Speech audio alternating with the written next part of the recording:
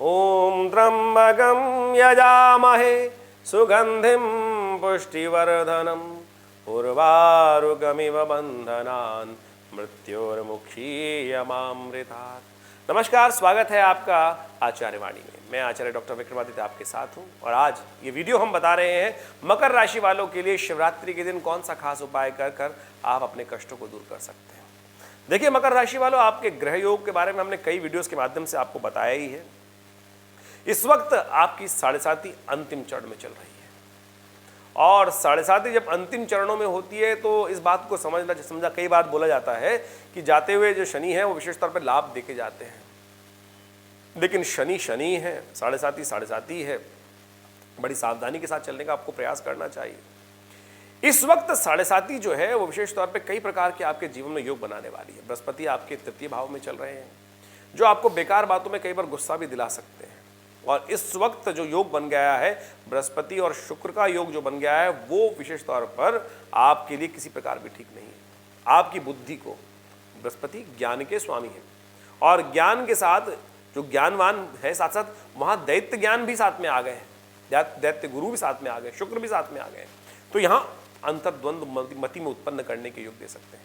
और शनि इस वक्त चल रहे हैं अस्त, तो आपके लिए 2 साल का जो समय है शनि का खेल जो है यहाँ पर बड़ा विचित्र रहने वाला है।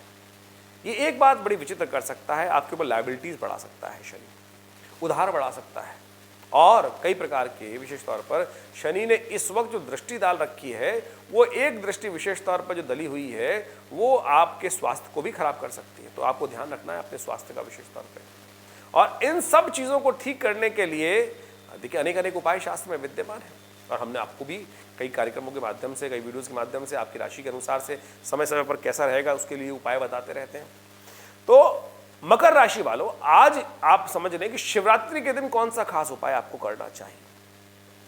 तो शिवरात्रि के दिन विशेष तौर पर आप शिव को प्रसन्न करने के लिए भस्म के द्वारा भगवान का अभिषेक करने का प्रयास करें। ये सबसे श्रेष्ठ उपाय है। महाकाल की जब आरती होती है वो भस्म आरती की जाती है और भस्म आरती के लिए कई लोगों की भ्रांति है कि वो शमशान की भस्म लाए और ये करें वो करें।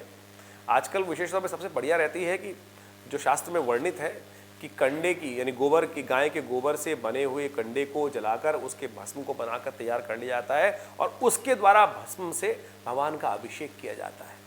भस्म अभिषेक जिसको बोला जाता है।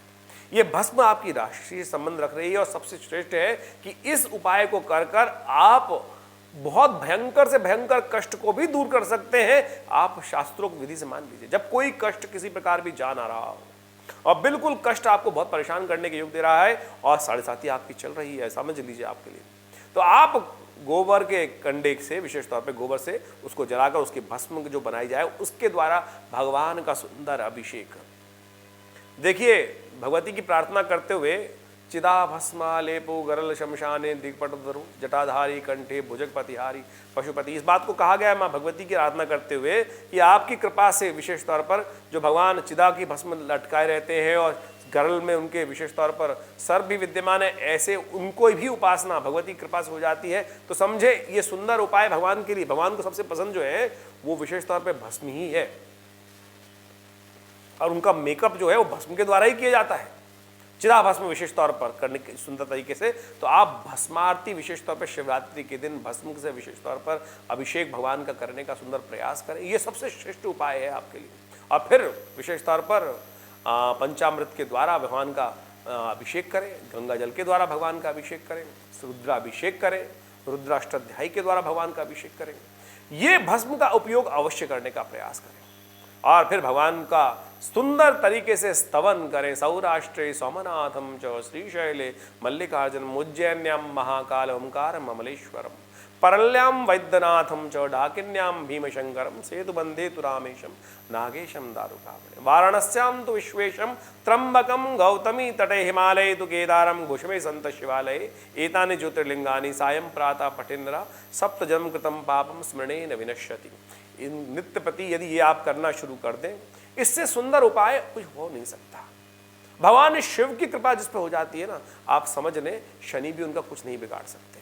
आप नित्य प्रति इस उपाय को विशेष तौर पर करने का प्रयास करें। हनुमान जी की जो प्रार्थना करने के शास्त्र में वर्णन किया गया वो भी साक्षात शिव ही तो हैं। शिव के 11वें रुद्र के रूप में हनुमान जी विद्यमान है, तो शिव का संबंध किसी न किसी प्रकार से है और शिवरात्रि का महापर्व बड़े सुंदर तरीके से इस बार पड़ रहा है। इस योग को साधारण तरह समझने का, बहुत सारे लोग साधारण समझ रहे, ऐसा मत कीजिएगा, बहुत सुंदर योग है। फागुन मास की चतुर्दशी अमावस्या के एक दिन पहले जो कृष्ण पक्ष चतुर्दशी पड़ रही है, वो विशेष तौर पर कई योग लेके आ रही है। 30 वर्ष बाद तो शनि वहां पर आए हैं, सूर्य शनि का योग हो गया है, साथ साथ विशेष तौर पर बृहस्पति का जिस प्रकार का पूर्ण शक्ति का योग है, शुक्र का पूर्ण शक्ति का योग है। ये अलग बात है कि ये योग जो है अंतर्द्वंद उत्पन्न कर रहे हैं, ये अलग बात है। लेकिन ये योग जो है कई प्रकार से शक्ति संपन्न भी दे रहा है। तो इस उपयोग में अपने मति के भ्रमों को दूर कर अंतर्द्वंद को दूर कर वही मनस्व को दूर कर परिवार के साथ बैठकर इस सुंदर प्रयोग को आपको करने का प्रयास करना चाहिए। ये बहुत सिद्ध मुहूर्त है और इस सिद्ध मुहूर्त में आप शनिवार के दिन ये योग पड़ रहा है, शनिवार के दिन शिवरात्रि, और ऐसे में अपने समस्त कष्टों को दूर करने के लिए इस सुंदर उपायों को आप करने का प्रयास कीजिए। हमने भी विवेकानंद योगाश्रम में सुंदर रुद्र महायज्ञ का सुंदर आयोजन किया है, आशा करते हैं आप उसमें भी भाग ले सकते हैं और उसकी सुंदर व्यवस्था आपके लिए बनाई गई है। तो उस सुंदर कार्यक्रम में आप भाग लेकर अपने समस्त कष्टों को दूर करने का योग बना सकते हैं, लाभ ले सकते हैं। नंबर्स आपके सामने स्क्रीन पर है और कोई मन में प्रश्न चल रहा हो तो उसका निवारण करने के लिए हमें व्हाट्सएप करके भेज सकते हैं, हम देंगे उन सब प्रश्नों का जवाब।